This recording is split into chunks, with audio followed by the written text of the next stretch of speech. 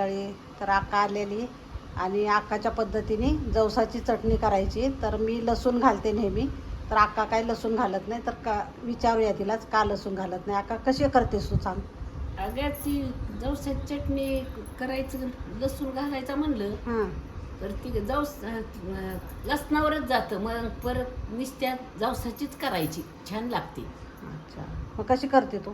मग जवसाचीच निसते कुठती हां. आई ती कुठून आणलेली चटणी असते ना डंक्यावर, हां, तीच मग त्यात घालायची.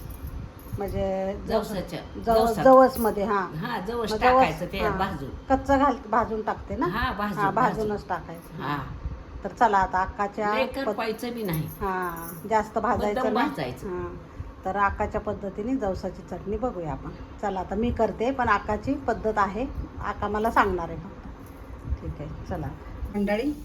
जवस घेतलेलं आहे इथं मी 1 वाटी, आणि मीठ घेतलेलं आहे, आणि मिरची पावडर घेतलेली आहे. एवढ्या 3च वस्तू घालायच्यात. तर आता हे जवस मी छान भाजून घेणार आहे. त्यासाठी कढई ठेवलेली आहे मी, आणि त्याच्यामध्ये जवस टाकायचे. जवसमध्ये ना ओमेगा 3 असतं, त्याच्यामुळं खूप चांगलं असतं गुडघ्यांसाठी वगैरे, आपल्या फायदेशीर असतं. गुडघे दुखत नाहीत. रोज खाल्लं ना आपण 1 चमचा दररोज खायचं, तर गुडघ्याचा त्रास खूप कमी होतो याच्यापासून. तर आता छान चुटचुट असेच आवाज येतो त्याचा.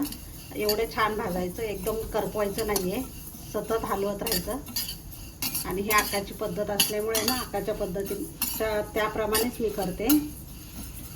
तर आकाची चटणी मला खूप आवडते, म्हणून मी आकाला विचारलं तू कशी करतेस म्हणलं, कारण मी लसूण घालायची ना, त्याच्यामुळे चव बिघडते लसणामुळे. तर लसूण नाही घालायचा. तर आता ह्याला छान भाजून घेतलाय. आवाज ऐकू शकता तुम्ही. उडतं पण जवस, त्याच्यामुळे ना सतत हलवत राहायचं आणि छान भाजून घ्यायचं.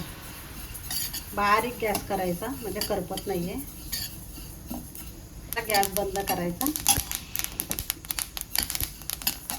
हे बघा किती उडतंय ते. आता गॅस बंद केलेला आहे मी, तरी पण 5 मिनटं मिक्स करायचं चांगलं. मंडळी, मी जवस ह्याच्यात काढून ठेवलं होतं ताटामध्ये गार होण्यासाठी. तर आता गार झालेलं आहे, आणि मस्त असं फुटेसपर्यंत भाजलेलं आहे बघा. फुटलेलं दिसतं इथं कुठे कुठे. तर ते खूप छान भाजलेलं आहे बारीक गॅसवर. आता ह्याच्यात टाकायचं मिक्सरच्या भांड्यामध्ये. भांडं पुसून वगैरे घ्यायचं, ओलं नसावं. आता मीठ टाकायचं चवीप्रमाणे, कारण ह्याच्यात मिरची पूडमध्ये पण मीठ आहे, त्याच्यामुळं मी कमीच टाकलेलं आहे. आणि तुम्हाला जेवढं तिखट हवं आहे ना, तेवढं तुम्ही टाकू शकता ह्याच्यात मिरची पावडर, किंवा मिरच्या जरी असतील ना त्या घेतल्या तरी चालेल. आणि ह्याला फिरवून घ्यायचं मस्त.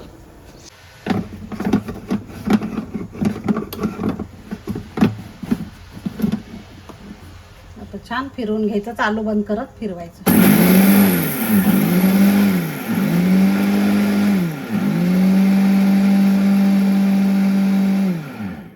आता मी खोलून दाखवते. किती छान झालेली, मस्त एकदम. आणि काय सुगंध तर येतोय भारी एकदम. तर काढून घेते आता. मंडळी, खूप छान चटणी तयार झालेली, तुम्ही बघू शकता. आणि इतका सुगंध भारी येतोय ना, की खूपच छान येतोय. तर भाकरीबरोबर, चपातीबरोबर, भाकरीबरोबर, तुम्ही गरम गरम भाकरीबरोबर खाऊ शकता तुम्ही. इतकं छान लागतं ना. आणि अशी भरणी घ्यायची काचेची, भरून ठेवायचं.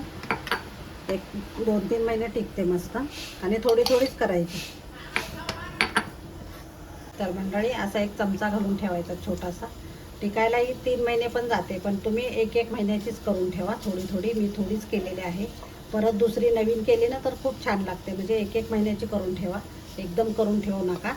आणि अशी भरणीमध्ये काचेच्या मस्त राहते एकदम. खूप छान राहते आणि खायला टेस्टी लागते एकदम. कधी भाजी नसेल ना, तर तुम्ही ह्याच्याबरोबर खाऊ शकता. थोडंसं तेल टाकायचं याच्यामध्ये, चटणीमध्ये, आणि भाकरीबरोबर मस्त तुम्ही एन्जॉय करू शकता. जर रेसिपी आवडली असेल तर लाईक, शेअर आणि सबस्क्राईब करायला विसरू नका. धन्यवाद.